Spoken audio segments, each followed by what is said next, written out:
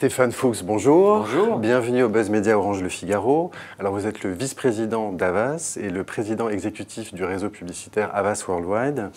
Cette semaine s'ouvre à Cannes le Festival international de la publicité, qui est un grand rendez-vous de l'industrie mondiale de la communication. Pour Havas, c'est important cet événement? D'abord, c'est le plus grand rendez-vous créatif et publicitaire au monde. Et la création est plus que jamais au cœur de notre métier parce que, comme vous l'avez remarqué, la pub descend de moins en moins facilement vers les gens. Elle doit de plus en plus séduire les téléspectateurs, les auditeurs, les internautes pour qu'ils aillent regarder la pub d'eux-mêmes. Et le prix à payer, on va dire, pour ça, c'est de moins en moins la puissance liée juste à l'achat d'espace et de plus en plus, évidemment, la qualité des contenus, la qualité de la création. Et pour nous, c'est une occasion de nous confronter à nos compétiteurs, de regarder ce que les uns et les autres peuvent faire. Des milliers de films publicitaires venus du monde entier sont en compétition. Puis c'est aussi une occasion très sympathique, reconnaissons-le, de rencontrer l'ensemble de nos agences, de nos créatifs, de notre réseau, d'en profiter pour avoir des meetings avec de grands clients mondiaux qui s'intéressent à la création. Bref, c'est un moment clé dans une année publicitaire. Aussi, oui, c'est un moment clé dans une année publicitaire. On rencontre des gens et on fait des deals aussi. Justement, vous avez, à propos de votre réseau publicitaire, revu votre organisation il y a un an. Vous avez supprimé la marque Euro-RSCG pour mettre en avant Havas. Comment s'articulent vos différentes enseignes de création entre Havas Worldwide, dont fait partie BETC, qui est une enseigne très connue, et Arnold, notamment aux États-Unis? En fait, on a intégré, on va dire, l'ensemble de nos agences créatives dans un réseau qui s'appelle Havas Creative. À l'intérieur, il y a Havas Worldwide qui est la principale collection, on va dire, de nos grandes agences publicitaires intégrées.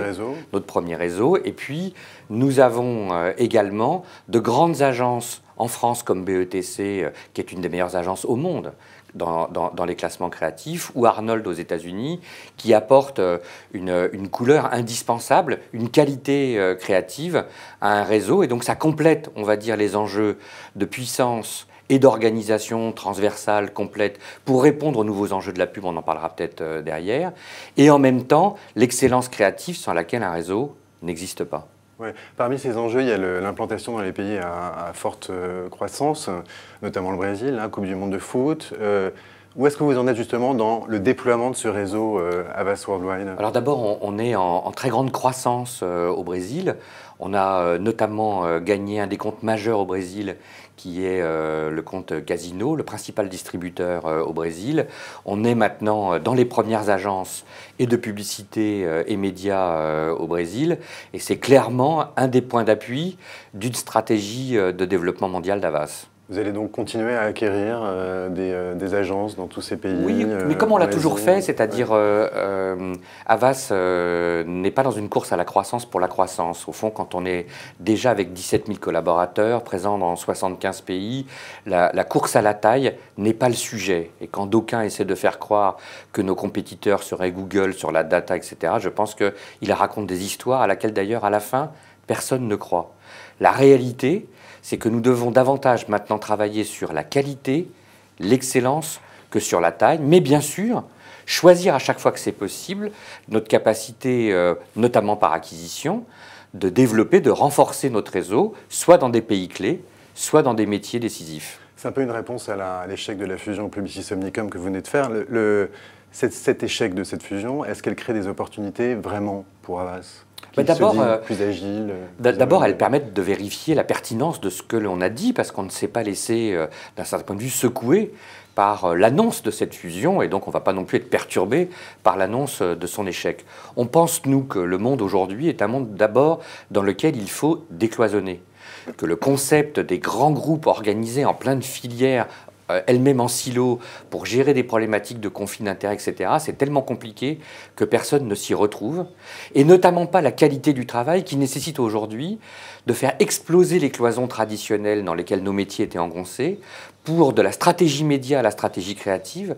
Les différents langages de la marque doivent travailler ensemble, doivent concourir ensemble à cette excellence créative à laquelle nous, on est candidats. Donc plus d'intégration. Alors vous êtes aussi très actif dans le conseil auprès des entreprises, des grandes entreprises, notamment du CAC 40. On assiste en ce moment à un grand retour des opérations financières. Récemment, vous avez conseillé avec succès Altis Numericap sur sa prise de contrôle de SFR, ou bien le rapprochement entre Lafarge et Holcim. Et là, vous travaillez sur l'opération en cours entre GE et Alstom notamment. Ça représente une manne importante pour Havas, ce travail de consulting auprès des grands groupes? Oui, ça a un double intérêt stratégique. D'abord, c'est une discipline qui est rémunératrice, mais surtout une discipline qui permet d'être là dans les moments clés de la vie des entreprises.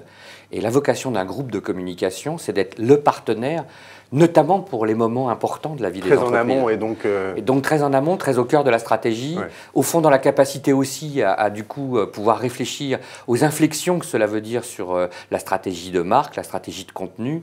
Et le plus près on est des décideurs, le plus on travaille, le plus on est intégré à la stratégie de nos clients, évidemment, le mieux nos groupes se développent. Vous noterez d'ailleurs qu'à un moment où les opérations s'étaient raréfiées, Havas est le seul groupe à avoir continué à investir dans le développement de son réseau.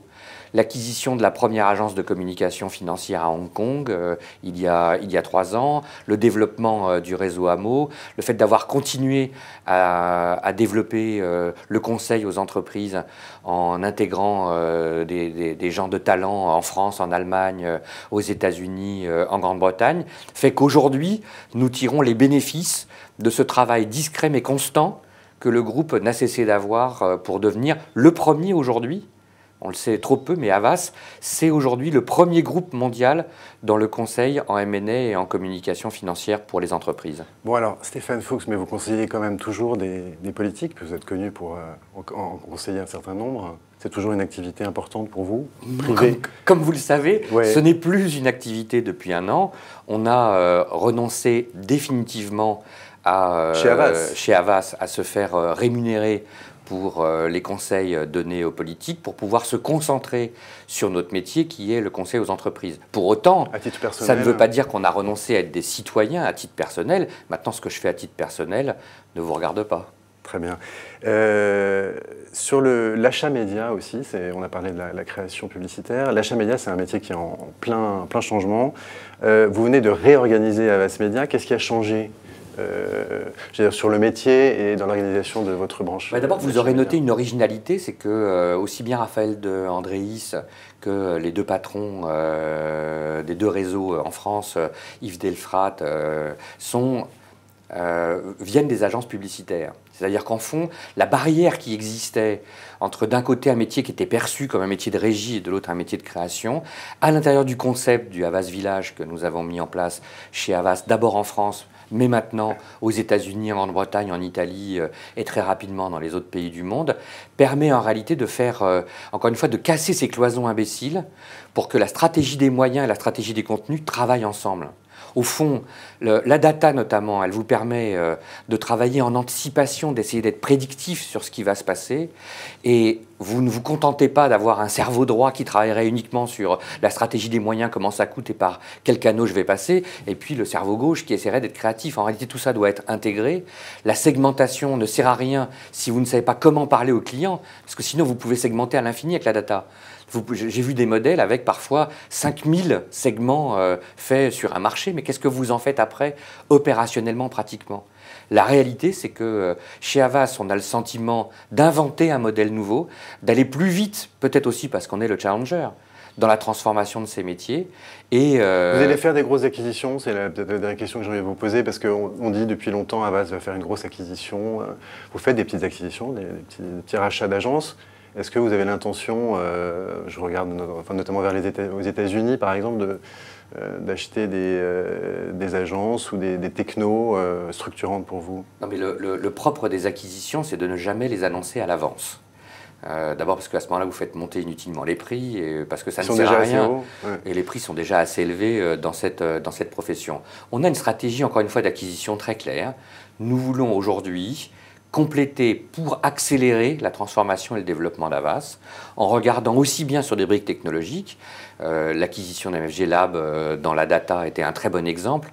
Quelques mathématiciens travaillant sur les algorithmes, y compris des médailles Field, permettant à Havas de disposer de sa propre écriture d'algorithmes pour pouvoir travailler en relation avec les directions marketing sur ce travail de prédiction par la data de ce qui va se passer, de comment les consommateurs vont bouger et vont être accessibles, de travailler également sur toutes les technos qui sont liées aujourd'hui à la mobilité, à l'expérience multi-écran et multi-tablette. Ces briques technologiques nous intéressent. Maintenant, la réalité, c'est que notre métier, ne l'oublions jamais, n'est pas d'abord un métier de technologie, c'est d'abord un métier d'intelligence, que ce soit l'intelligence créative ou l'intelligence de la stratégie au service des marques. Il faut que l'on ait intégré ces dimensions, mais rappelez-vous, c'est pas parce que pendant des années nous avons fait des imprimeries, nous avons fait des posters, des affiches ou des annonces dans la presse que nous avons acheté des imprimeries. Voilà, il ne faut pas mélanger. Nous ne croyons pas au modèle de l'intégration verticale. Nous pensons qu'au contraire, ce qui est décisif pour nous, c'est d'arriver à mélanger, aujourd'hui c'est indispensable, cette connaissance des technologies et cette connaissance du client. Et d'arriver à créer cette relation pour faire que la connaissance des canaux, de la technologie et des moyens de communiquer servent à la communication avec le client, avec au milieu, que ça vienne d'Avas Media ou d'Avas Créative, le langage, les langages de la marque est donc une expression créative. Stéphane Fuchs, merci beaucoup. On vous donne rendez-vous la semaine prochaine pour un nouveau Buzz Média Orange Le Figaro.